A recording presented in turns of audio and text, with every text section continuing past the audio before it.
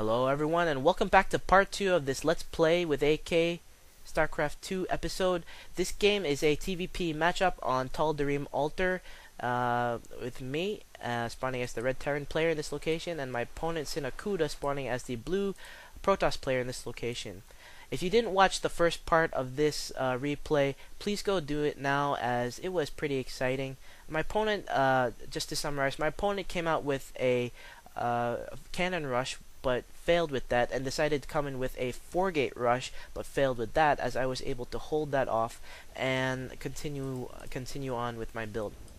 Anyways, when we left off, I actually had played a little bit greedy this game and built 3 command centers and upgraded all of them into orbitals. I did, while my opponent was came in with his aggression into my base, go for a tech lab starport, and actually decided to go for cloak shees, as this pylon is hanging out in here. Meanwhile, my opponent back in his base will be building his robotics facility, probably going to be coming out with some higher tech or maybe an observer just to check on me and see what I'm doing, as my opponent begins to saturate his natural over here, going for that third gas in his base. Meanwhile, coming out with another pylon and not going for the observer scout as I originally thought, deciding to go with that immortal first, probably thinking that he should break down these bunkers with that and continue his aggression.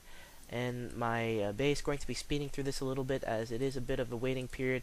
My first Banshee does pop and will be doing some damage in the back of his base.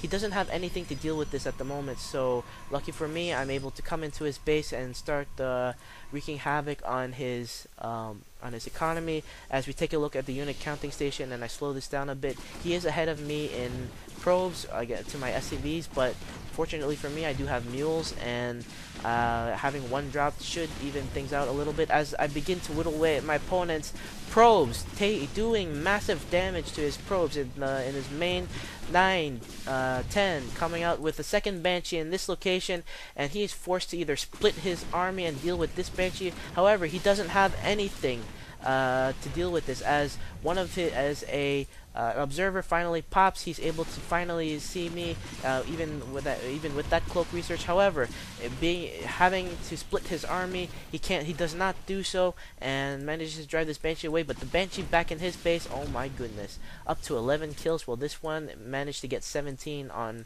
17 kills, probe kills.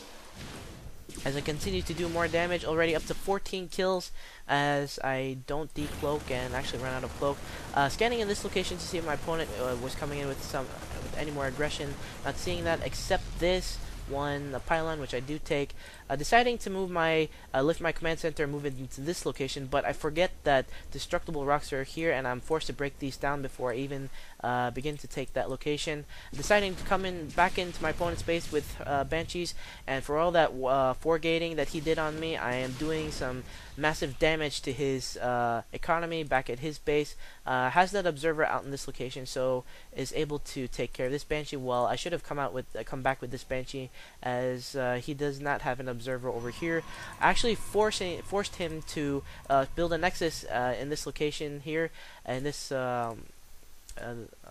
this expansion over here, where the destructible rocks are, but having to deal with my Banshees cannot move out to destroy these destructible rocks, and is pinned back into his base. As my opponent sent out an observer scout to check what was in the front of my base, scanning in this area but forgetting that there's nothing in these bunkers over here. I actually landed my orbital in this location so that I can continue to mine from here, even though it wasn't put in the proper location. Destroying the rest of these rocks.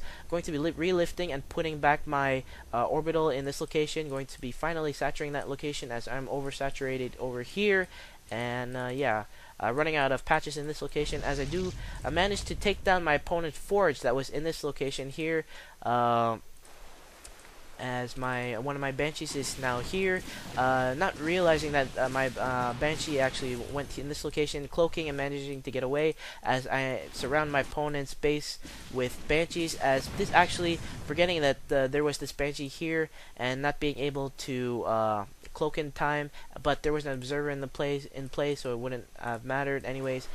Coming out with Thors in this game. After holding off that 4-gate, I go for my mech build, and as you can see here, I successfully have my opponent been pinned back in the back of in his base.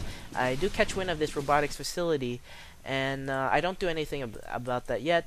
Coming out with some more Marines to hold off any more aggression from earlier that might have been coming, and I move out with my Thors and my Marines into this location, taking that watchtower.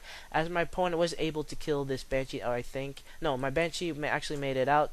He managed to kill the Banshee that was over here, I believe, as he is mining from this location now. And taking a look at the unit counting station, you can see I'm way ahead in economy. I have 73 probes compared to his 40. His 40th one just popped. Trying to take this watchtower, but I think he notices that there's an SCV here. I noticed that he's attacking my SCV, tried to get away, but I failed miserably, as my opponent is just continuing to macro up. And taking a look at the production tabs, I am going for that mech upgrade, armor upgrade level 2, as I can just continue to macro up. Taking a look at the army tab, I am ahead in army, but not by that much, as I only have these 2 production facilities producing my mech army. As I built 3 more factories, going to be actually building some Vikings, as I do know that this robotics facility is there. And for some of you that may be wondering why Vikings, well, in a one-on-one matchup, Thor will outright kill a Colossus, but if it's mass Thors against mass Colossi, the Colossi will actually manage to defeat Thors with that extended thermal lance range.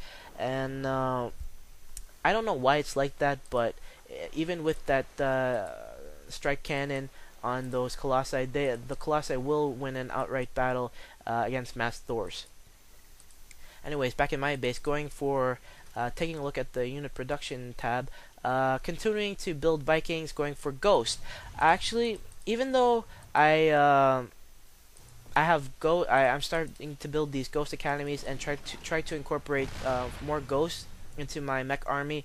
I haven't really used them at all because my micro is just simply too horrible for that purpose, as my opponent does spot my mech army in this location, and I really want to focus on my macro rather than my micro. But I built these Ghost academies just in case, and some of you may be yelling at me for that and saying, why waste your minerals if your micro is that bad? Well, you know what, for the time being, as long as they're there, I'm okay.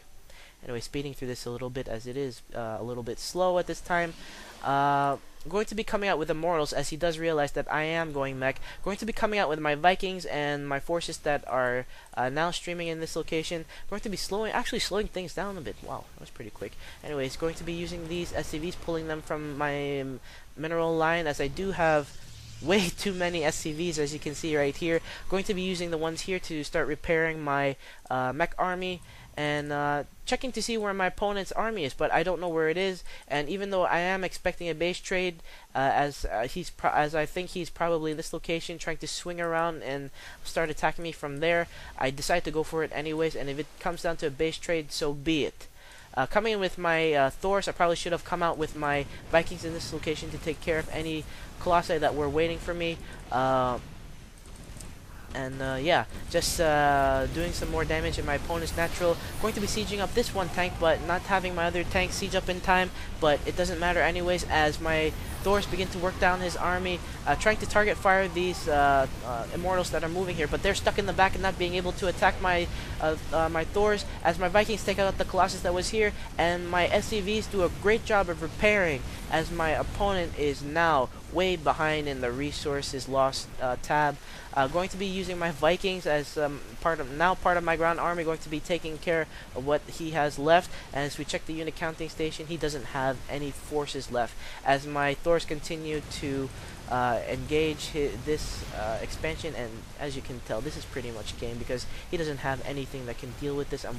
He's way behind in minerals, and although miracles happen, one will not happen today, as I just continue to kill his army and take care of whatever he has left. I do build a fort in here and turn that into a planetary, but it does not matter as my opponent just leaves the game, and that's it. I was able to hold off my opponent's cannon rush in the front of my base and continue building my expansion at my natural. However, even after that failed cannon rush, my opponent actually decided to continue building photon cannons in the front of my natural and actually came down with a 4-gate rush instead. And actually, you're going to see right here as I leave this on for a little bit, my opponent does start bringing in his forces into my base, and this botched wall off here actually cost me the game because there is a gap in this location as I raised my supply depot where my opponent was able to get his stalkers through, and after an intense micro battle in my main, I was able to hold this off with a combination of my SCVs chasing down his stalkers and trapping them in the corner so that they can attack them, and the bunkers in the front of my base. Probably without my bunkers in this location, I would not have been able to hold off what else was coming, and I actually got lucky in this first engagement in my base because my tank actually spawned in time to start shooting away at these stalkers here, and I was able to hold off the next wave of aggression, which were actually zealots. And just realizing that my opponent was probably behind after that failed photon cannon and 4-gate rush, I actually built a third command center, as you can see in this location. And thinking that I was going to be far ahead after this engagement, I decided to play a little bit greedy. I don't know if you can call that greedy, but I decided to play a little bit greedy as I'm able to hold off this wave of zealots in my main with my tank and some marines and my SCVs, and just continue to macro up until I was far ahead. Continuing with my mech build that I made for myself, I decided to actually go for cloak sheaths and do some economic damage in my opponent's main, as he did not have anything to deal with this at the time. And as he had his natural over here, my second cloak sheath does actually come into his natural, and together with my first banshee, they were able to kill off at least over 30 or 40 probes in between his natural and his main, and because of that I was able to pull ahead in the worker count and just basically out macro him until the final engagement. Alright everyone, that about does it for this game. It was a very exciting matchup and I had to split it into 2 parts, and I hope you enjoyed both of them. If you like my commentary and videos, please subscribe to my channel. Also, make sure to thumbs up and like this video and spread it around as best as you can to your friends. Tell anyone that you know who is interested in this kind of RTS gameplay. And as always, thank you very much for watching, and I hope to see you again on another episode of Let's Play with AK.